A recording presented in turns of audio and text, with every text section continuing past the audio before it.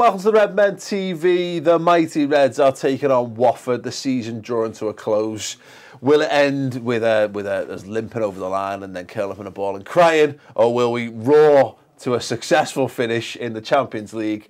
We just don't know, do we?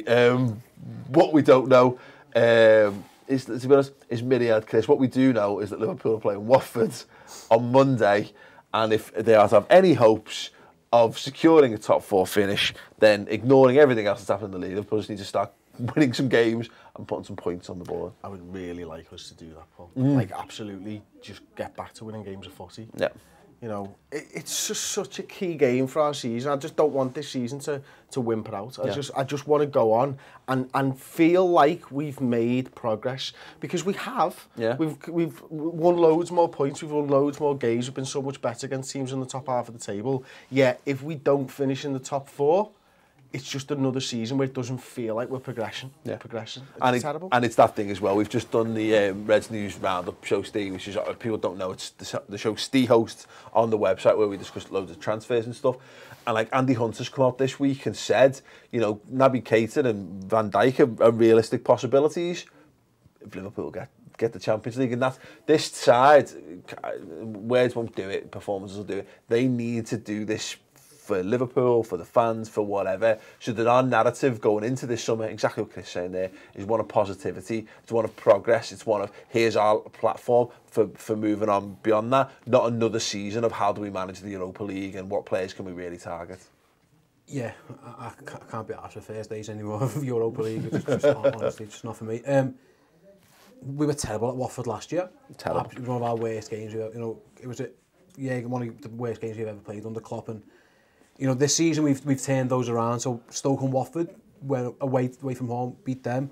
We've actually been all right recently away from home, haven't we? It's been the Bournemouth and Palace home games that have given us a kick in the bollocks kind of thing. So fingers crossed we go more in that style. And if we do have to dog it out a little bit, like we did at Watford and like we did at Stoke, then fine.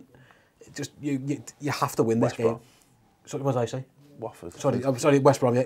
If you go to Watford, even I don't care. You have to dog it out. Troy Deeney's massive, and he's going to kick you, and you're going to have to kick him back. All that stuff, I don't care. 1-0 own goal, I don't care. You have to win this game. And with Chris, this season's been so much fun. There's been some terrible lows as well. For this just to be 5th or 6th again, I just can't be arsed. I just can't be arsed for 5th or 6th. We're one of the best 4 teams in the country, I truly believe. We're struggling now, squad-wise and stuff. You've got to beat Watford. If you don't win this game, 6th is 5th, whatever. You know what? I'll be perfectly honest, because it's almost become my mantra this season about just go and get an ugly win, go and do whatever. I'm bored of that. It's not our style. It's not working for us. I think we deserve credit for the ones that we have dogged out, for the ones that we've scraped over the line, and particularly West Brom. But obviously, I think Stoke was a completely different type of win, if I'm honest. But John, whether we can do this anymore, whether we now possess the players, fit players, and able to do this, I don't know. I think we do. Liverpool should be able to rock up and go, no, we're gonna come and beat you. None of this, this fannying about. None of this like, oh, we'll play this. No, Liverpool should go there strong and should go and look to actually score some goals, because when Liverpool don't score goals, we inevitably fuck it up, because my God, we can't defend. So what's the fucking point in trying? Yeah, I mean, it's a game I'd love us to go and go full Rafa, go score 2, shut up shop and just go, listen lads, that's the end of it. Enjoy your 60 minutes of us passing it around. That's not what I'm talking about. No, it'll do. But we don't do that, and it's the opposite. I don't want to see us go and play 3 at the back and all this other stuff that we've been doing lately. Just go, get the lads up for it, just give a good speech before they go out, and just let them go out and score 3 or 4. Yeah. You know what I mean? That's the way we seem to play football, and all the conversations about whatever, like the back 4 and stuff, that can wait till the summer. Yeah. There's 4 games left. Just go and just be boss. That's what we're good at. Yeah, we are fighting. This game, Chris, is a battle between it's a battle to make the opposition start thinking of the summer holiday. And Watford are safe. They've got no concerns whatsoever in this league. They can already start thinking about next season, blah, blah, blah, blah, blah, the long season. The team I think that wins the first half of this game, I think this whole match and the season for either team can be put to bed in the first 45 minutes of this football match. And I would like to see Liverpool do that. My God, I would like to see Liverpool do that. Look, I think, if Watford end up having a little bit of the ball, press them. Make them think, oh, can I be bothered with this? Yeah. They really need it. If Liverpool got the ball, move the ball quickly. Right. It doesn't matter if it's just back and forth, side to side. And, I complained about this after the last game. But if you do that with pace and you make them run from sideline to sideline with pace, they won't be up for it. But we do it so mundanely that it's a slow shift across the field that you're not tiring them out. Yeah. It's almost pointless doing it. Yeah. Whereas if you can do it with a little bit of pace and just do it and then pick your moments, hit that pass that makes them make a mistake, that's what we need to do. We need to do it first half because we need to show them that we're in for a fight and that they can't be arsed with it. Yeah, completely agree with that. They're in good form at home, they're not great, so they've won the last 3 home games. I think, 1-0 against Sunderland, 2-0 against West Brom. But the end away from home, the other day they lost 2-0 to Hull, for example. Like 10 men. A White Hart Lane a few weeks ago, Tottenham, to what you said. It was a bit of a close game, and then Tottenham snotted 4 past them. And I know that was away from home, but there's no reason why Liverpool can't do that to them as well. And I agree, the 10 to 40 points, they're fine.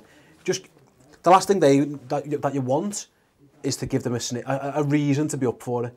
So if it gets to 2-0, you can imagine, or 3-0 at handy, for example, ideally, you can imagine them just thinking, you know what, the damage limitation. Yeah. But what you don't want is Monday night crowd, away from home, bank holiday, all that the usual stuff, and then you give them a sniff, because there's nothing for them to lose then. So then they are right up for it. There is no damage limitation. It's fucking hell, we can beat Liverpool. Yeah. Our boss is this. Go and just play.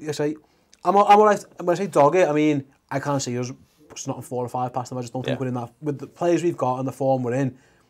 But doesn't mean you can't be the better team. But the worry, and you just keep going back to the defence, don't you? At the minute, I just do not trust them. I just don't trust them at all, and that's going to put pressure on your attackers. Usually after a bad result, I know January was the exception where we were crap, but on the whole we've kind of rebounded pretty well as a concept, and our best performance arguably of the season was against Leeds at home. We absolutely snotted them. 6-1, battered them. Could have been 8, could have been 10. They all know that. They all have them scars. Open the wounds. Yeah. Get into them. Show your quality and beat them, because if you put on lads, if Liverpool don't win this game, these players are playing in the Europa League next year more than likely. Yeah. Is that what they want? Is that what? No. So you've got to go and beat them. Just on Watford then, Chris, have you got a few bits and pieces for us? Yeah, so Watford have lost 5 of their last 6 games against Liverpool in the Premier League, winning the other 3-0 in December 2015. Yeah, remember that one, Paul? Yeah, I think that bogged them, but go ahead. Liverpool have won 10 of their previous 12 meetings with the Hornets in all competitions. So winning 10, losing twice. Watford last won back-to-back home games in all competitions against Liverpool in May 1983 when Graham Taylor's side ran out 2-1 winners. And finally, Roberto Firmino has had a hand in 4 goals in his last 2 Premier League matches against Watford. 2 goals, 2 assists, although both came at Anfield. Yeah. Yeah, all that. Good. Are there any obvious changes for Liverpool in this game? Yes, let's win it. Sounds. Yeah. I mean, in terms of personnel, we know Adam Lallana looks like he's back. Hope that Lallana comes in, and it just gives everybody else that little bit of a lift that I think we, as a fan base and as a team, need. Yeah. Whether he's fit to start or get him in, just the bench. Just get him in, because you've got to have him. True. What I mean is where we've fallen down and where we play into other teams' hands. And we had no choice last week. But if you're Crystal Palace last week, you're just thinking, we're fine. If we can handle what's on the pitch, we've won this game, because there's nothing on the bench that's going to hurt us. We could do with having, again, if we just having the presence of Lallana back in that squad would be a massive lift to this team at this point. Yeah, I mean, he's the catalyst for when we're great. I mean, you can talk a lot about Mane and what he brings in terms of pace and stuff, but in terms of how we play attacking wise and stuff, he really is the catalyst. He's basically our number 10. And I think other teams, especially a team like Watford, you struggle to mark him because you don't know what he's going to do, because he's two-footed. Like, where's he going to go with the ball? And I think he might not be fully fit yet, but the reason I think you play him is that first game, it doesn't matter if you're fully fit. Yeah. You normally get through it on adrenaline, you know what I mean? And this is the game where we need that. We need the team just to go out and, like, just play, just run about everywhere and just cross your fingers and hope for the best. I'd start him. Yeah. I don't care. Even if you can get 45 minutes out of him, I'd start him. I wouldn't play Lucas. So I'd put Chan at the base, play Wijnaldum and play Lallana and say, give you everything you've got, mate, because it's must win. And if you last half an hour, if you last 45 minutes, we'll take it off at 45. Hopefully we're winning, because I'm all to say have him on the bench to bring on in most circumstances. I get that, but he's a lad just returning from injury. You know what I mean? So I'd rather. I think if you can't take a risk at this end at the business end of the season, what are you saving him for? Yeah. You know what I mean? It's a risk that I'm willing to take. Well, exactly. You're saving him for Southampton. What if we lose this game? As you say, the season's done. I get the logic of I'd like Ladan Lallana to be available for all 4 games, but exactly that point is if we lose this, what's the fucking point anyway? Whatever. Let's get this done, and then if you have to keep him you have to put him in an oxygen tent for the next 4 or 5 days before he plays the next game. So be it. If that's him done, fine. We find a way to win next week. Get this win in at all costs. The only other suggestion that kind of came to me as we were talking about it is what it could potentially allow us to do, and it wasn't my first thought. Admittedly, I do agree with what you said there, Steve. Is there a case to be made to put him on the right, to get Firmino back into central, because it's not been working for Divock Origi for all the will in the world? And is it more important to have your midfield pairing or your attack pairing? I don't like him on the right. Nor I, but I don't know. I think I get it, because that was Klopp's go-to thing when Mane was unavailable last time, wasn't it? Lallana went right wing in January and didn't really work that much. It's an option. I must admit, I've mentioned a few times, I'm not the biggest Origi fan, and people say what you want about that. I'm just not. He's just not at the minute. He's just not for me. I think he's all right. I think he's fine. I think he's a good sub. I think we need to get Firmino and Coutinho playing closer together. However the manager decides how he needs to do that, that's fine. But yeah, I think that's one option. He could play Trent on the right wing, for example, and play Firmino and Coutinho with Trent up front. I don't know. It seems most likely that Origi will continue. Yes, but if I had to put a bit of money on it, yeah, I'd imagine Origi would start. But it's again, he could go Lucas Wijnaldum and play Lallana on the right. It's in play, isn't it? It's at least an option. I really hope Lallana is fit enough to start and get on the pitch, because we just look short of quality. We had one shot on target in a home game and it was a free kick. Yeah. That's unacceptable. And the thing is, there's only I think I saw Andrew Beasley put something about this, and let's say it's 7 times that's ever happened. It's the 2nd time it's happened this season, so it's therefore something that for all of our absolute unbelievable quality at times this season, this team still very much has that in it to completely fuck a game of football up. A big game for Dejan Lovren, this, John. He was roundly criticised, and I think rightly so, for his performance at the weekend. We need to find out, as something Chris mentioned in the final word, whether this notion of it was our unbeaten partnership, 13 games unbeaten, whatever it is when they start together, whether that is just a big pile of bullshit because we didn't have enough data on it, or is it a genuine thing? Are they good enough to be Liverpool's first team defensive partnership? I think it's one of them, like, in the fullness of time we'll know, but the thing with Lovren is he seems to have this history of having games like that, and it just seems to come out the blue, and I can never suss out why it happens. If he was like carrying a knock or had an injury, you'd think, fair enough, he's maybe limited in how he can play and stuff, but he just seems to have these games where he switches off and just has a mare, and whether it's in his own mind he's thinking, I've made a mistake, and then one mistake becomes 2 because he's trying to make up for it, I don't know, but it's what I think at this stage, like Chris was saying with Lallana, you've just got to stick with what's your best, and if he goes and has a mare, then maybe it's the case, but the only option he's got really, I think, is bringing Klavan in, who I'm not entirely sure is fit. No, I don't think so. He's saying him, but again, or Lucas is the other option. You could play Lucas. So again, you're making other changes, and that's putting other people off their game, so you've just got to cross your fingers and hope it was just a one-off, haven't you? What I would say as a caution is that Benteke and Dini aren't too dissimilar style-wise. He's physical, he's a big physical player, and although, to be honest, it wasn't really Benteke, his physicality that done Lovren, it was Lovren in space. Yeah. And his decision-making was horrendous. The second goal is genuine, it's genuine schoolboy.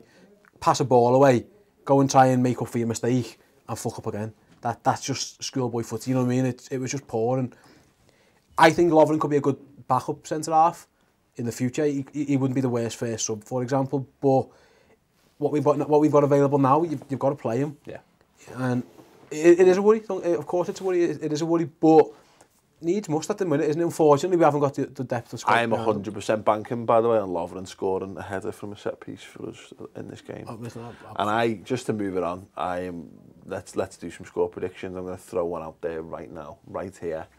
3-0 to Liverpool. Degsy Lovren to open the scoring, and we score all 3 in the first half.